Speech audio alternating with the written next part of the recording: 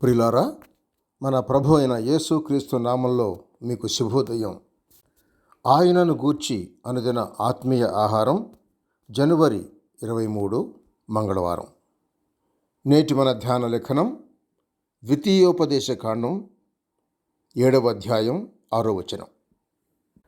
నీవు నీ దేవుడైన యెహోవాకు ప్రతిష్ఠిత జనము.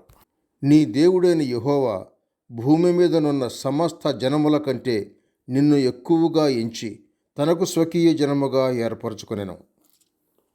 వ్యాఖ్యాన అంశం: దేవుని పిలుపు, ఏర్పాటు. వ్యాఖ్యాన అంశం: దేవుని పిలుపు, ఏర్పాటు. వ్యాఖ్యానం: ఇంత గొప్ప పిలుపుతో యూదులు పిలువబడ్డారు. ఏదో ఒక జాతి వారిని ముందుగానే దేవుడు నియమింపకపోతే క్రీస్తు ఎలా రాగలడు? అన్ని జాతులలో ఒక సమయముననే పుట్టగలడా? అసాధ్యం.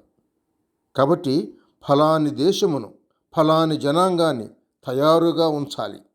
పాత నిబంధన సంగతి ఇది. రాబో క్రీస్తుకు దారితీసిన వారి చరిత్ర పాత నిబంధనలో వ్రాయబడింది. అబ్రహాము యూదులకు మూలపురుషుడు, కానీ వారికి జనకుడు యాకోబే. ఎందుకంటే ఆయన 12 కొడుకుల ద్వారా యోధా జాతి స్థాపితమైంది.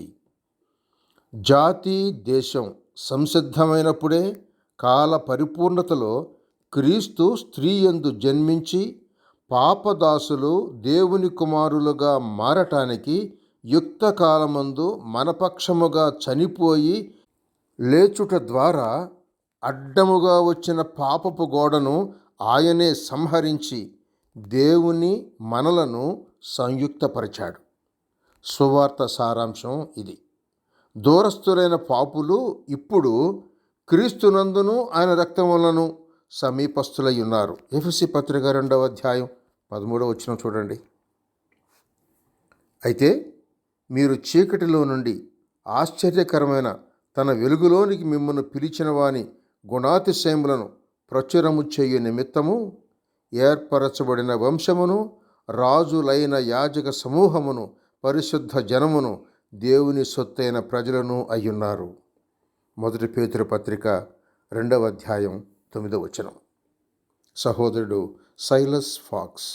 శుభములతో వందనాలు.